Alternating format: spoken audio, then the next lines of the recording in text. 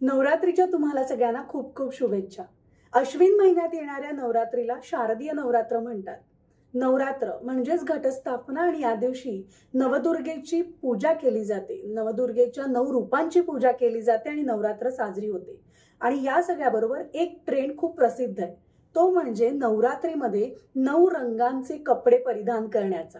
खर तर यामागे कोणतेही शास्त्र नाही, मी सुद्धा हा ट्रेंड फॉलो करते। त्याचं एकच कारण आहे, ते म्हणजे 9 दिवस आपण जे कपडे घालत नाही, अनेक दिवस आपल्या कपाटात पडून आहेत, ते त्या निमित्तानं आपण घालतो। तर यामागे नेमकं काय भावना आहे, या रंगांमागची भावना काय, ती आपण जाणून घेऊयात।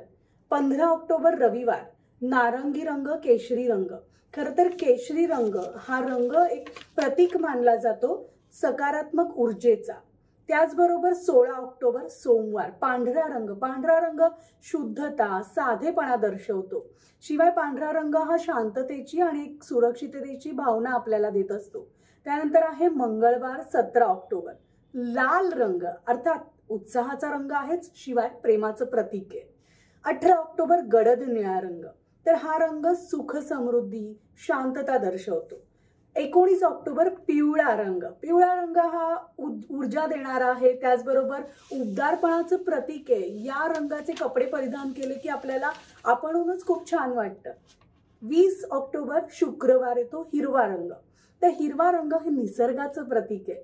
त्याचबरोबर वाढ, प्रजनन, शांतता आणि एक स्थिरतेची भावना आपल्याला निर्माण करतो। आणि असंही म्हणतात की हिरवा रंग आयुष्याची नवी सुरुवात करून देत असतो। 21 ऑक्टोबर शनिवार राखाडी रंग, अनेक जण या दिवशी काळा रंग सुद्धा प्रिफर करतात, काळ्या रंगाचे कपडे परिधान करत असतात। तर राखाडी रंग जो आहे तो एक संतुलित विचारांचा रंग आहे, एक बॅलन्स म्हणू शकतो त्याला। 22 ऑक्टोबर रविवार, पुन्हा रविवार आला, जांभळा रंग या दिवशी आहे।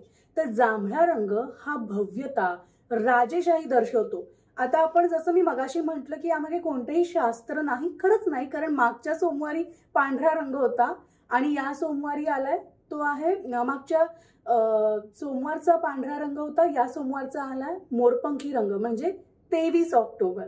तर मोरपंखी रंग हा विशिष्टता, त्याचबरोबर व्यक्तिमत्व दर्शवतो।